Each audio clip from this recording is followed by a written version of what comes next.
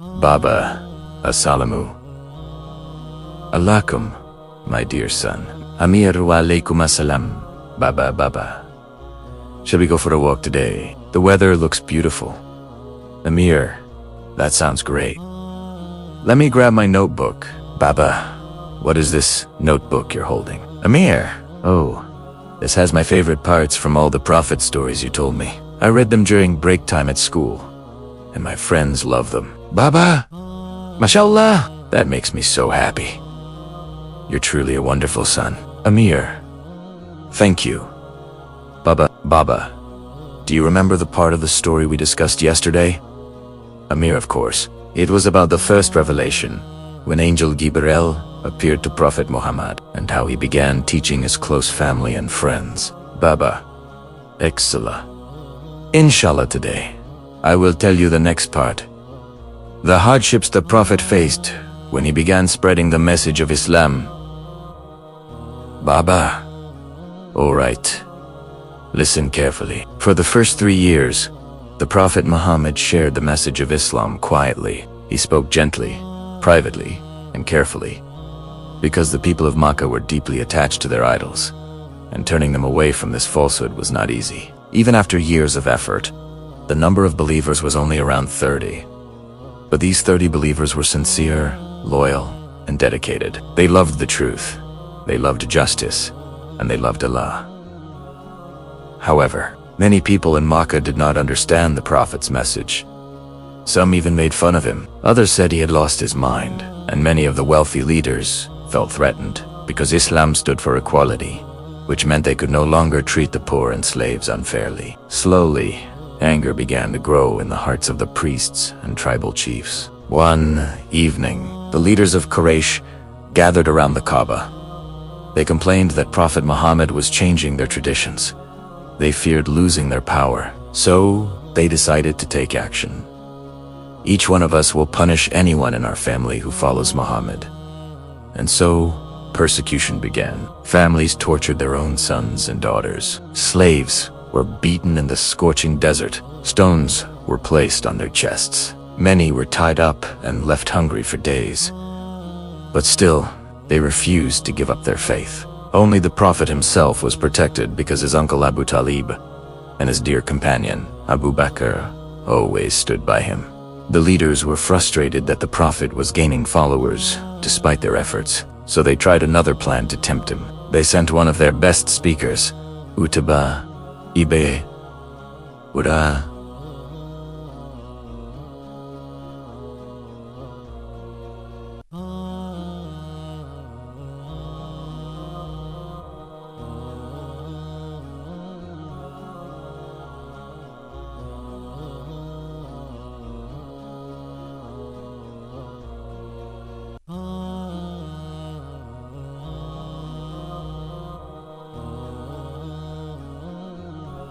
Azuna, Utbah approached him respectfully. Utbah, oh nephew, you are noble among us, but you have insulted our gods. Come, let me offer you something. Prophet Muhammad, I am listening. O father of Walid Utbah, if you want wealth, we will gather money until you become the richest among us. If you want honor, we will make you our leader. If you want kingship, we will crown you as our king. But please, stop preaching what divides our people. When he finished, the Prophet paused. Then he said peacefully, now listen to me. And he began reciting powerful verses from Surah Fussilat, verses that spoke about Allah's glory, his signs, the reward of paradise, and the punishment of nations who rejected their prophets. Utbah stood frozen. When the Prophet completed the recitation, he said, this is my answer. Do whatever you think is right. Utbah returned to his people silently, saying, I have heard words like no other. This is not poetry. This is not magic. This is something divine.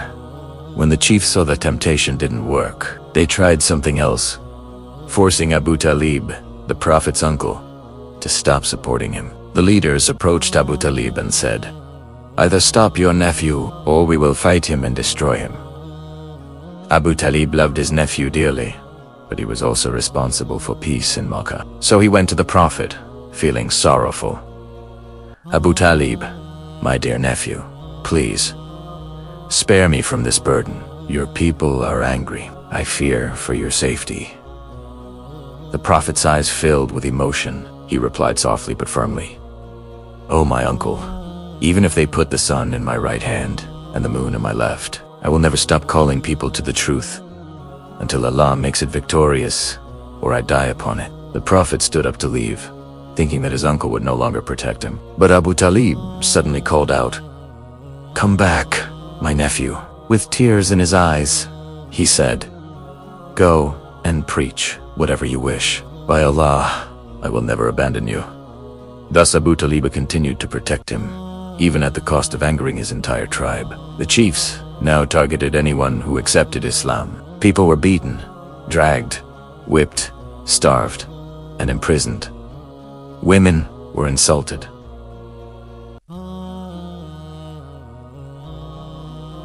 Children were threatened. Men were tortured in public.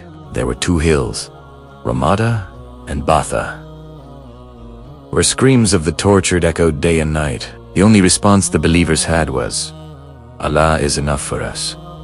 Despite all this cruelty, they kept their faith.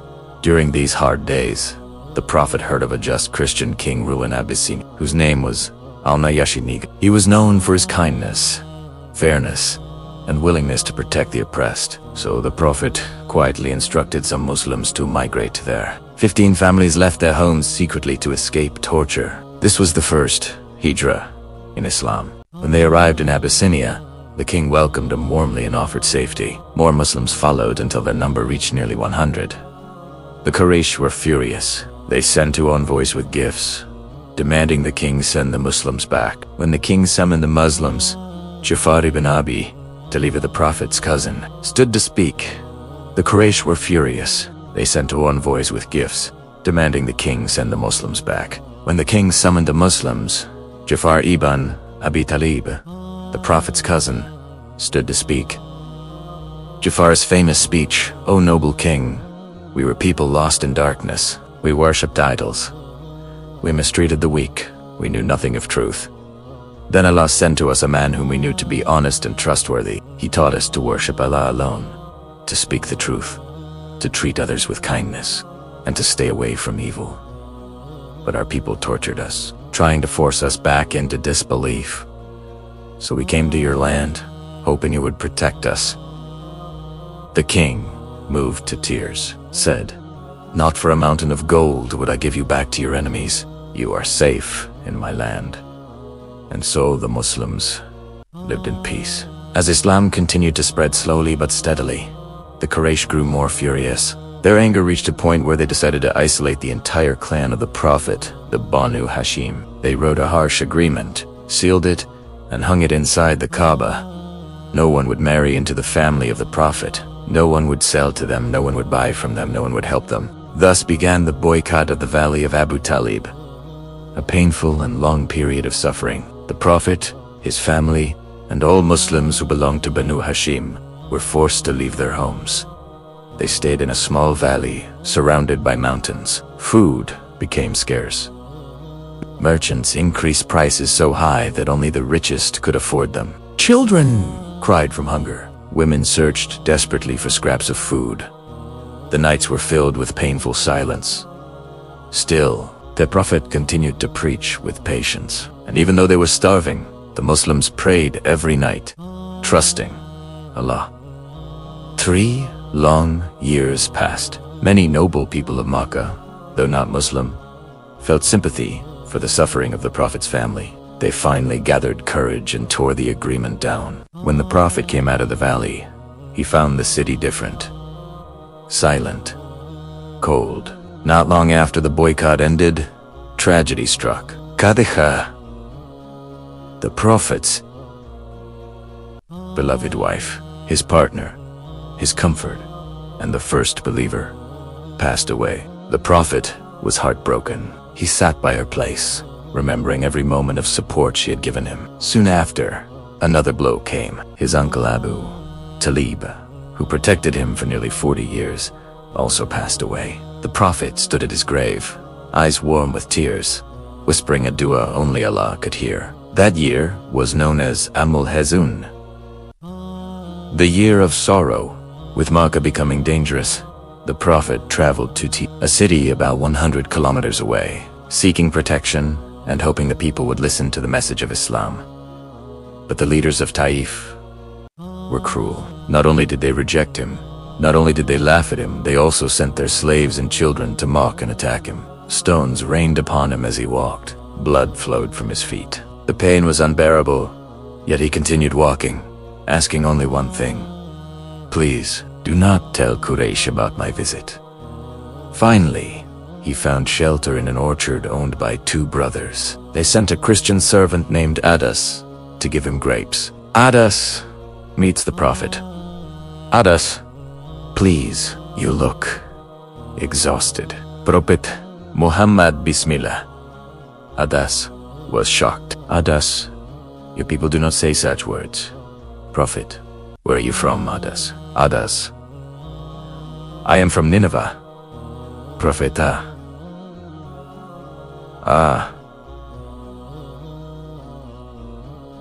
the land of Yunus Jonah, the righteous servant of Allah."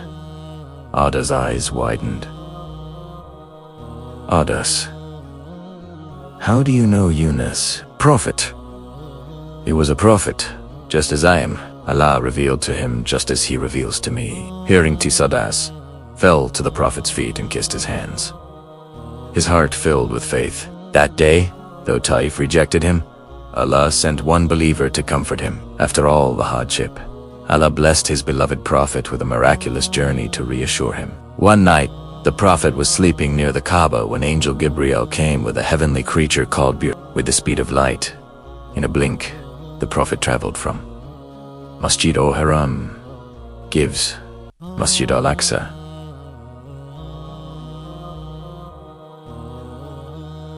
This was Isra.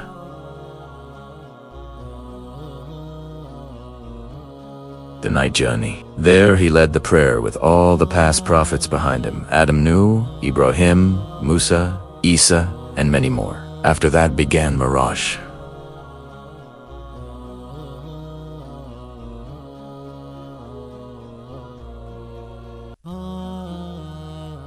The ascension to the heavens. In the first heaven, he met Prophet Adam. In the second, Isa and Yahya. In the third, Yusuf glowing with beauty. In the fourth, Idris. In the fifth, Harun. In the sixth, Musa. And in the seventh heaven, he met Ibrahim, leaning against the House of Souls. Then, the Prophet reached a place where even Jibril could not go. There Allah gave him a gift. 50 prayers, reduced to 5, with a reward of 50. This journey filled the Prophet with peace and new strength. Every year, tribes from all over Arabia came to Makkah for pilgrimage. One night, the Prophet met a small group from Yathrib, later called Medina. They listened to him respectfully. The next year, they returned with more people. In the valley of Aqaba, under the cover of darkness, they made a promise, a pledge, not to associate partners with Allah, not to steal or commit sins, not to kill their children, not to lie, and to obey the Prophet in what is good. This moment changed history. When the chiefs of Quraysh saw Islam rising and the believers preparing to leave for Yathrib, they panicked, so they held a secret meeting in Dar al-Nadwa. After long arguments, one evil plan was chosen: kill Muhammad, but they feared revenge from his tribe, so they decided that one young warrior from every tribe would join in the attack, so the blame would be shared, preventing war. The night was chosen. The swords were sharpened. The assassins surrounded the Prophet's home. But Allah had other plans. The Prophet told Ali, Ibn Abi Talib, "Tonight, sleep in my bed. The enemies will not harm you." Ali agreed without hesitation. He covered himself with the Prophet's blanket. When the assassins peeked inside, they saw the blanket and thought the Prophet was still there. At dawn, they attacked, but found Ali standing up, safe and smiling. Their plan had failed. Meanwhile, the Prophet quietly slipped out of his house. He met Abu Bakr and together they escaped toward the mountains. The Quraysh chased them furiously, searching every cave, every valley. The Prophet and Abu Bakr hid inside the cave of Thor. Abu Bakr whispered in fear, Abu Bakr, Ya Rasulallah, if they look down, they will see us. Prophet, do not be afraid. Allah is with us. A miracle happened. A spider spun a web across the cave entrance. A pair of birds nested near it. When the Quraysh reached the cave, they saw the web and said, Impossible. No one entered here. They turned away, and Allah saved his Prophet. After days of travel, the Prophet finally reached Yathrib. The people lined the streets, singing, Tala al-Badru alayna, the full moon has risen over us. Closing parentheses, men, women, and children filled the roads. They climbed rooftops. They smiled. They cheered. Everyone wanted their home to be chosen for the Prophet. But the Prophet said, Let the camels stop where Allah commands. The camels stopped to the house of Abu Ayyub al-Ansari, and there, the new Islamic society began. A society built on mercy, equality, justice, brotherhood, and love for Allah. The Prophet established the first mosque. He formed bonds of brotherhood between migrants and locals. He created peace agreements with neighboring tribes. He built a community based on compassion. This was the beginning of Medina, the shining heart of Islam, and the greatest turning point in human history. Baba, and that, my son, is how the Prophet's journey unfolded, full of hardship, patience, and miracles. Amir. Subhanallah, Baba. This part of the story was amazing. I felt like I was in Makkah and Medina myself.